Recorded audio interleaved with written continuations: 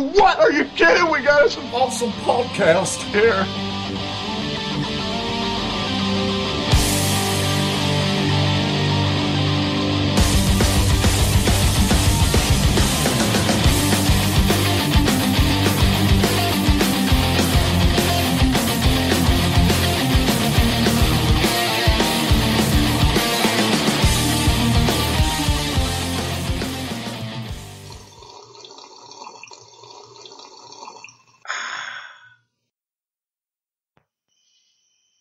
Good morning and welcome back to another exciting adventure of Rethinking Revelation. I'm your host, Travis Finlay. This is episode 67, CoffeeSode number 2. And it's ready for you this morning. I'm brewing this episode last night so that when you wake up this morning, Monday morning, you have a nice piping hot cup of CoffeeSode. What can I say except you're welcome?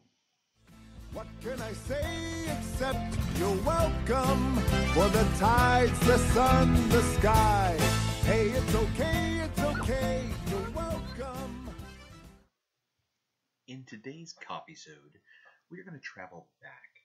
We're going to travel back in time to a time and a place when families sat around a campfire and they told each other stories of old, and they laughed and they played and they joked and they sang and they played instruments and yeah, you get the idea.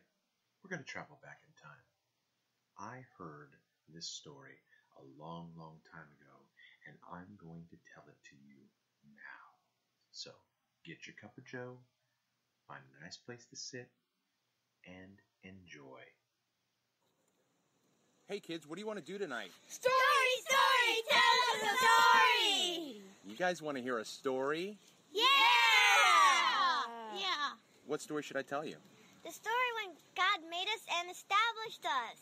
Yeah! Oh, I know that story. You guys want to hear that story when God made us and established us? Yeah! All right. In the beginning, God created the heavens and the earth.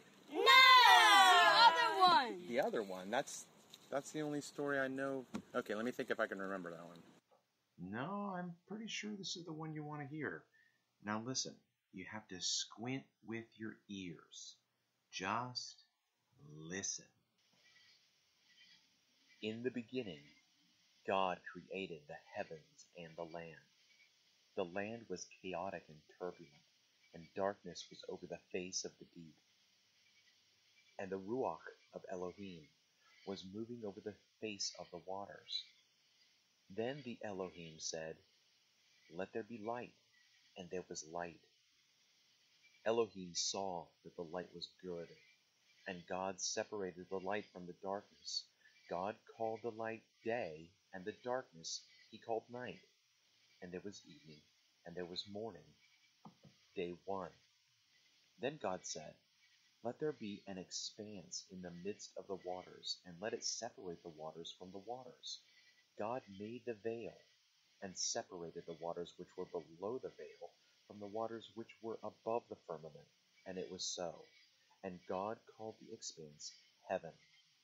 And there was evening, and there was morning, a second day. Then God said, "Let the waters below the heavens be gathered into one place, and let the dry land appear." And it was so. God called the dry ground land, and the gathering of the waters he called seas. And God saw that it was good. Then Elohim said, "Let the land sprout vegetation, plants yielding seed, fruit trees on the land, bearing fruit after their kind, with seed in them." And it was so. The land brought forth vegetation, plants yielding seed after their kind, and trees bearing fruit with seed in them after their kind. And Elohim saw that it was good. There was evening, and there was morning, a third day. Then God said, "Let there be lights in the veil of the heavens to separate the day from the night, and let them be for signs, and for festivals, and for days, and for years, and let them be for lights in the veil of the heavens to give light on the land. And it was so. God made the two great lights, the greater light to govern the day, the lesser light to govern the night, the stars as well. God placed them in the firmament of the heavens to give light on the earth, and to govern the day and the night, and to separate the light from the darkness. And God saw that it was good. There was evening, and there was morning, a fourth day. Then God said, "Let the waters teem with swarms of living beings, and let birds fly above the land in the open veil of the heavens." God created the great sea monsters, and every living creature that moves, with which the waters swarmed after their kind, and every winged bird after its kind, and God saw that it was good. God blessed them, saying, "Be fruitful and multiply, and fill the waters in the seas, and let the birds multiply on the land." There was evening, and there was morning, a fifth day. Then God said, "Let the land bring forth living beings after their kind, cattle and creeping things and beasts of the land after their kind," and it was so. God made the beasts of the land after their kind, and the cattle after their kind, and everything that creeps on the ground after its kind, and God saw that it was good. Then God said, "Let us make mankind in our image, according to our likeness, and let them rule over the fish of the sea, and over the birds of the sky, and over the cattle, and over all the land, and over every creeping thing that creeps on the land." God created mankind in his own image. In the image of God he created him. Male and female he created them. God blessed them and said to them, "Be fruitful and multiply. Fill the earth and conquer it. Rule over the fish of the sea, and over the birds of the sky, and over every living being that moves on the land." Then God said, "Behold, I have given you every plant yielding seed that is on the face of all the land, and every tree which has fruit yielding seed, it shall be food for you. And to every beast of the land, and to every bird of the sky, and to everything that moves on the land which has life, every green plant for food." And it was so. God saw all that he had made, and behold, it was very good. And there was evening, and there was morning, the sixth day. Thus the heavens and the land were completed, and all their hosts. By the seventh day God completed his work which he had done. He rested on the seventh day from all his work which he had done. Then God blessed the seventh day and sanctified it, because in it he rested from all his work which God had created and made.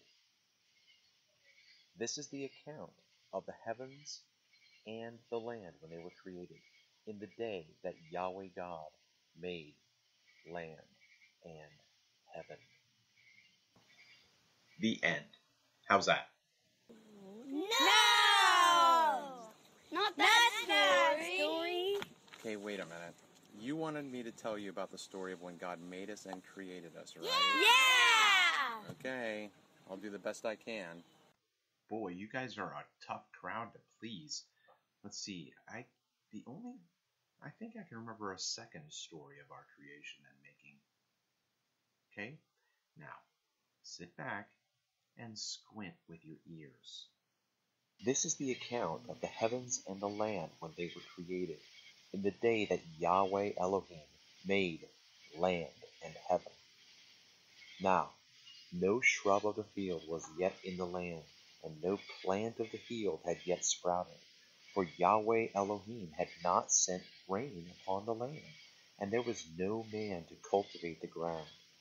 But a mist used to rise from the land and water the whole face of the ground. Then Yahweh Elohim formed man from the dust of the ground and breathed into his nostrils the ruach of life, and man became a living being. Yahweh God planted a garden in the east, in Eden, and there he placed the man whom he had formed. Out of the ground Yahweh Elohim caused to grow every tree that is pleasing to the sight and good for food. The tree of life was also in the midst of the garden, and the tree of the knowledge of good and evil. Now a river flowed out of Eden to water the garden, and from there it divided and became 4 rivers. The name of the first is Pishon. It flows around the whole land of Havilah, where there is gold. The gold of that land is good. The bdellium and the onyx stone are there. The name of the second river is Gihon. It flows around the whole land of Cush. The name of the third river is Tigris. It flows east of Assyria.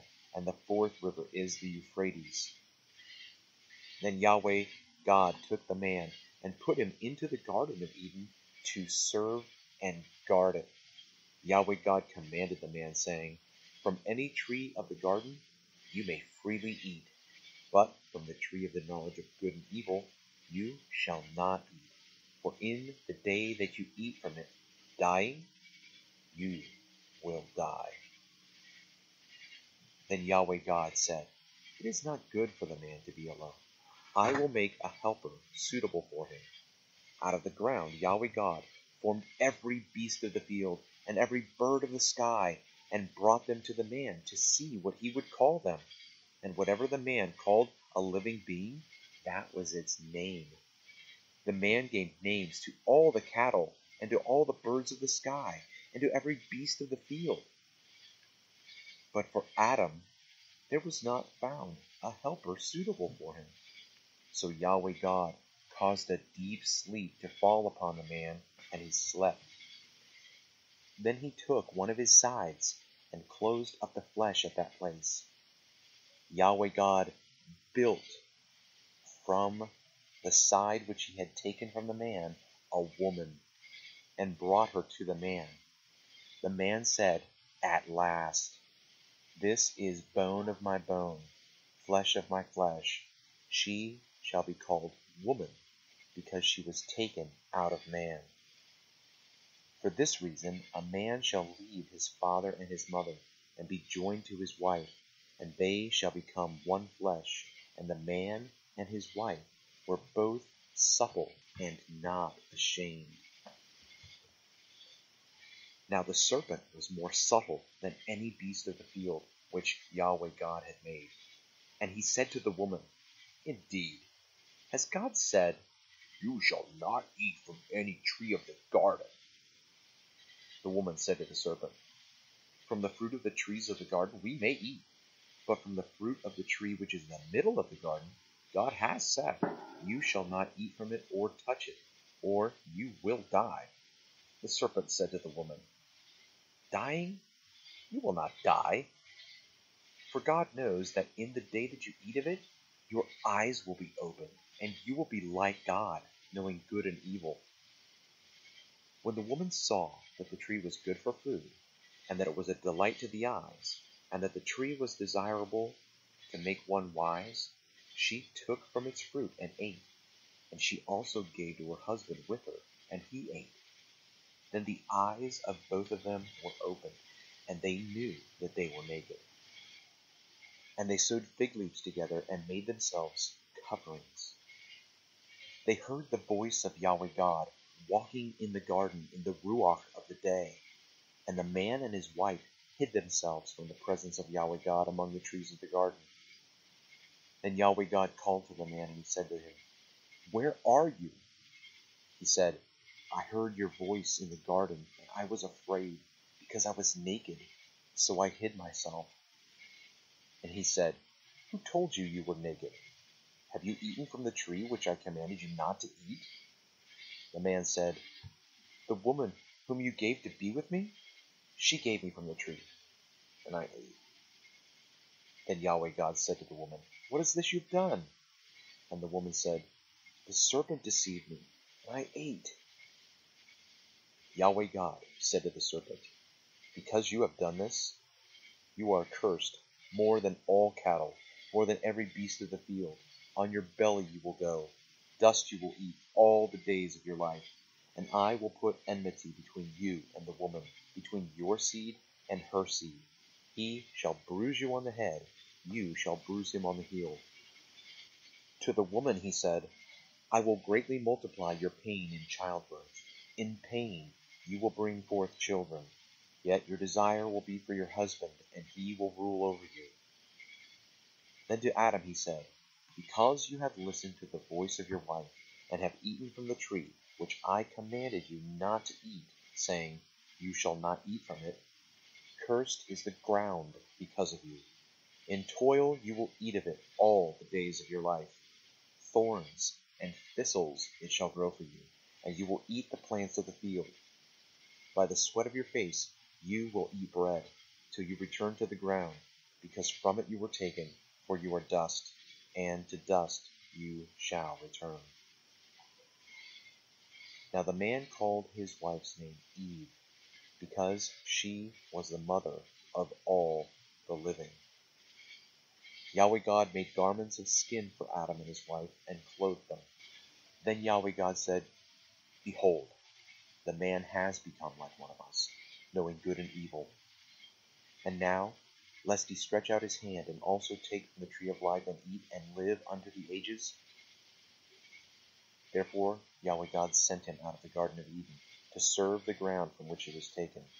So he drove the man out, and at the east of the Garden of Eden he stationed the cherubim and the flaming sword which turned every direction to guard the way to the tree of life.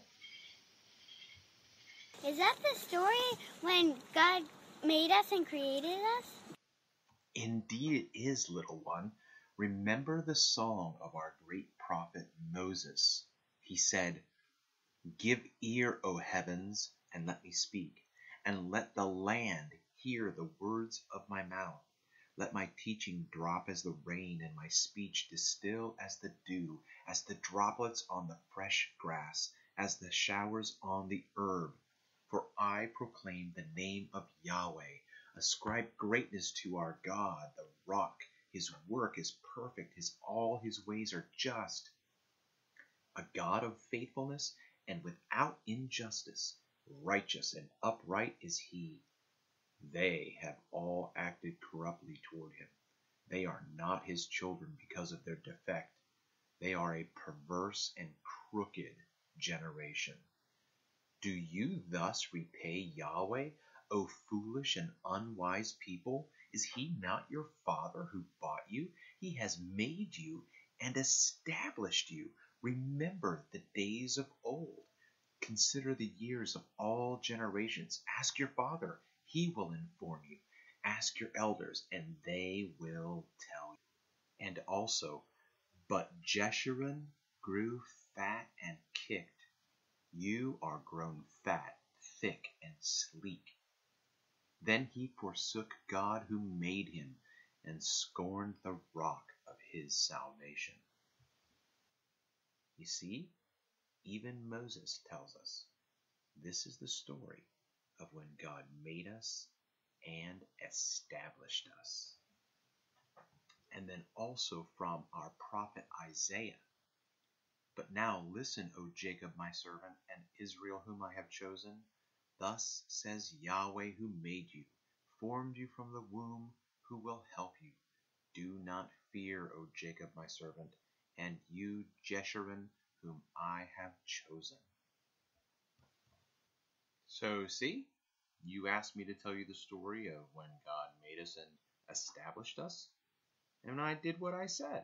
Yeah, that's what you said, but what does it mean? How about that little trip to the past, huh? Wasn't that interesting listening to that family talk about God's creating his people for himself so long ago? Yeah, so I'd love to hear your thoughts on this one. I think this is probably the most innovative effort that I've put forth. So please follow me on Twitter. My call sign on Twitter is @RethinkingRev. RethinkingRev. I want to see some more followers and hear from you. Let's talk about this. I want to hear from you. All right. I hope you enjoyed your CoffeeSode number 2. Until next time.